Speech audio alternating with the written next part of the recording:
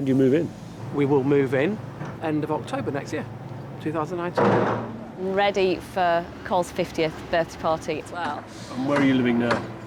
We got a rented house. An old converted chapel. So how much does it cost to build? I think it's going to cost 700 grand to build a house. That will get us to a watertight building.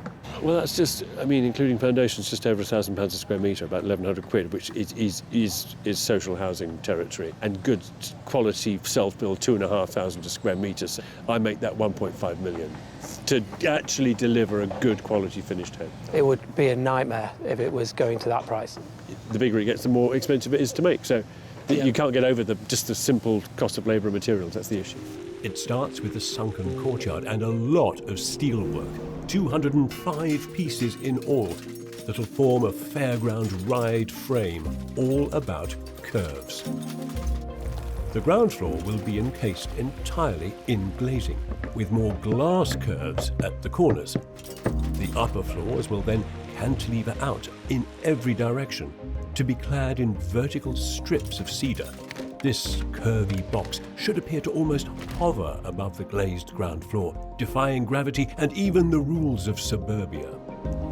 Down the theatrical sloping drive that'll take you under the cantilever, you'll find a covered entrance leading to a generous kitchen. Tucked away on the west side of the building will be an office, a plant room, and a bathroom.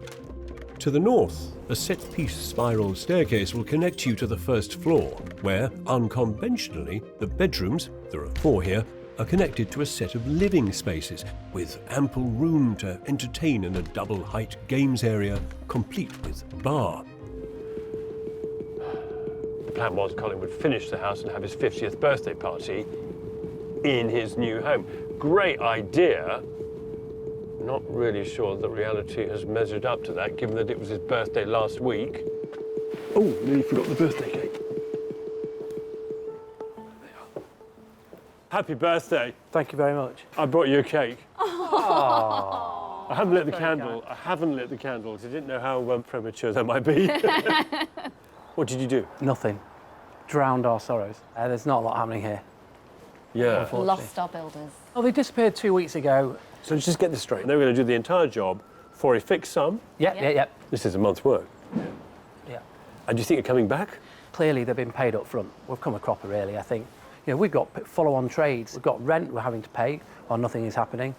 We've got project managers, other people that are just kind of twiddling the thumbs, all waiting for this Latvian firm to actually just communicate and give us some information. I'm really sorry, because this is an awful situation. I thought if anything, it would pick up. We are in a position where we're not going to have the money to complete. Where does that money come from? Mortgage? Mortgage. You can't get that until the place is watertight. Yes. A couple $100 grand to go to a watertight. So we're going to be scrabbling around for that. Do you have that as cash? No. Or... No. So are we saying that the money that the Latvians have got has sort of cleaned you out of your cash? Yeah. Yeah. Yeah. So to be clear, this is a complete bottleneck. I mean, a bottleneck in terms of finance. Yeah. Nothing moves forward from here until you've sorted this constricture out. Yeah. Bottleneck, that's exactly what it is. It is really, really hard, and you go, but you have to find a way, whatever, and you can't stop. The buildings, as they get built, they're like organisms. They grow, they flourish sometimes, and other times they sicken and wither, which is sort of what's happening to this project. Giving a vast quantity of money to a foreign contractor and seeing little for it, that in my mind is so major. It's the equivalent of major organ failure. I think this project is doomed. I don't think it can survive that kind of major trauma. My word, the gates open automatically. There is no mud. This is, oh gosh. I mean, gosh. It looks like a timber Scandinavian spaceship has landed, and I am docking with it. Wow. Colin and Adele's home is finished and perfectly adorned, cloaked in the swooshing curves of western red cedar cladding, already fading to a shimmering grey. Windows mirror the trees. The balustrades and the glazed ground floor seem only half there. The wooden spaceship hovers. It's beautiful. No, not a clue as to the calamity of this project. I mean, it's perfect. To build this 600 odd square metre home for what? How much? 700 to 750. Okay. We added stuff that wasn't in the original brief, but I think we spent 1.7 and a bit. And the proportion of that total of 1.7 odd million, you basically paid to a Latvian company and couldn't get back. It's completely gone. No legal recourse? No, there's no recourse. Wow.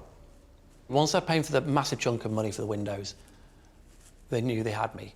And I knew I was done. You know, I was out in a full Nelson and there was nothing I could do, and I just felt just mortified. However, you got it at a fair value, I think. 1.7 and a bit million pounds. Yeah.